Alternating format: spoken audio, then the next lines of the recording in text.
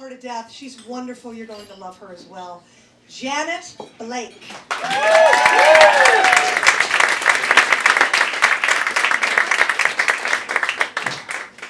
How much is that dog at the ranchero?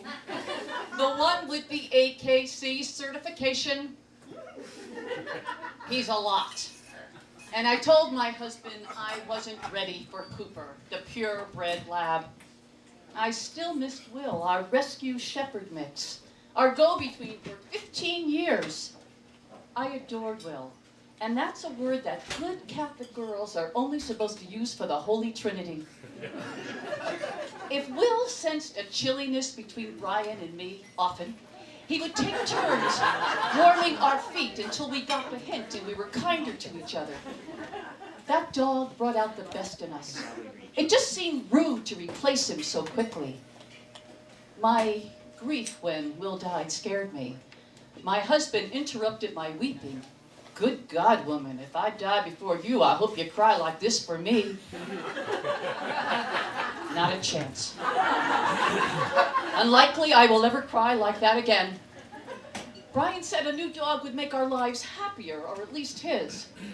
So after we went to lots of shelters and couldn't find a healthy lab, we'd rescued Diva dog from a ranchero in Riverside.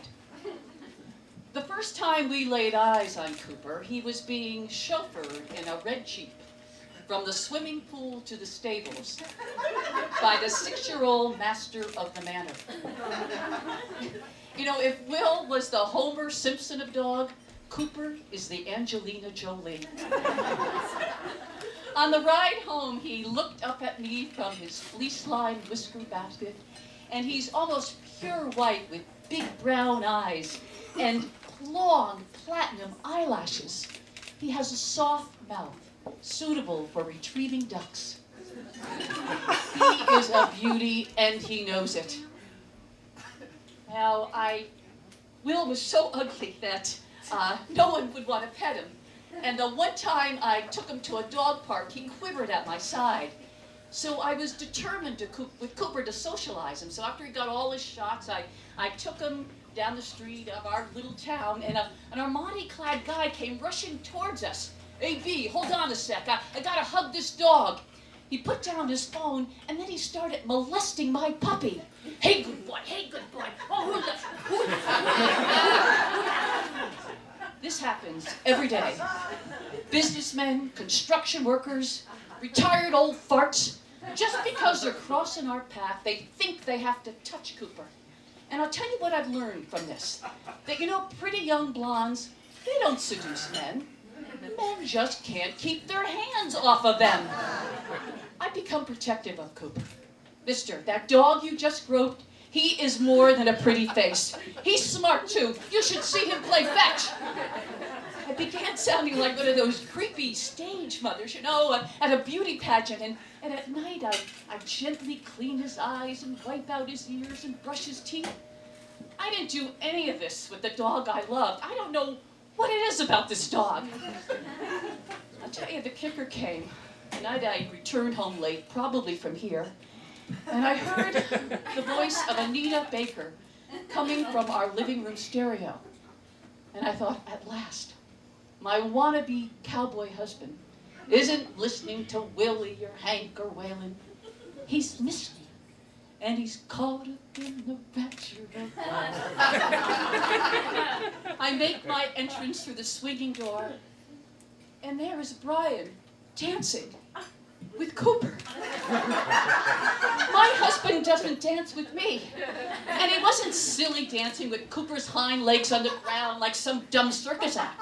Oh no, they were slow dancing. Snout to nose, and he had Cooper's big butt cradled in his arms. Brian saw me and he shrugged his shoulders. He likes Anita Baker. Et tu, Brute. I didn't want to know how long this has been going on. A few days later, Brian called from work and he said, hey, I just got an email from the AKC regarding their DNA testing program. It seems that Cooper's father's father is not who he's supposed to be. They think somebody jumped the fence. They revoked his certification and they barred him from any official showings. Go tell Coop he's just a bastard from a bastard. Well, Coop must have heard him because he darted out his doggy door, which is very unusual because usually he likes me to open the sliding door and watch him do his business. Screw the 8KC, said Brian. Coop's our baby. I didn't want to prance around a ring with any sis dog anyway. I go outside to console our mutt, and I find him in the alley on the side of the garage having a stare down with a mouse. I go through the commands of things I've learned from our dog trainer to the stars, and I say, Cooper, leave it, leave it, leave it. The third leave it sets off a chain reaction of events too horrific to recall, but I will. With one snowy white paw, he clobbers that mouth and scoops him whole into his angelic, leaving the tail dangling from his jaws.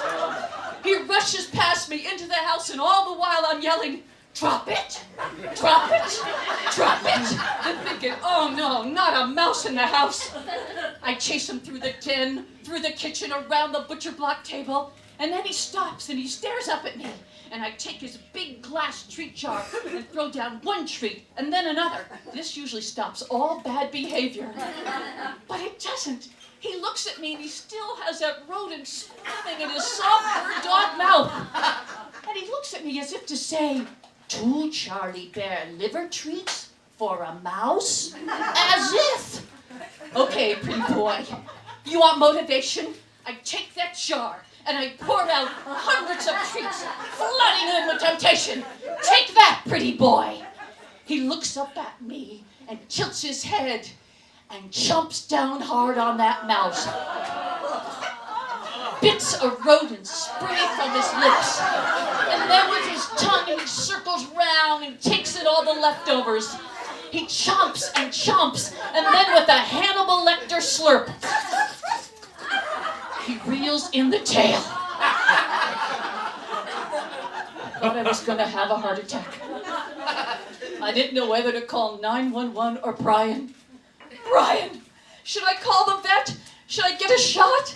Oh my God, I could never, ever kiss him again. Grow up. It's just a dog. Maybe he's part terrier. And then I feel his strong outer tail whacking against my legs. And then he belches. JJ, Brian's nickname for me when he likes me. JJ, I'll come home soon and the 3 of us will go for a long walk. Walk? I like to go for walks with Brian. He holds my hand. Cooper, hurry up and digest that mouse. Maybe life with this cute young blonde won't be so bad after all. Thank you.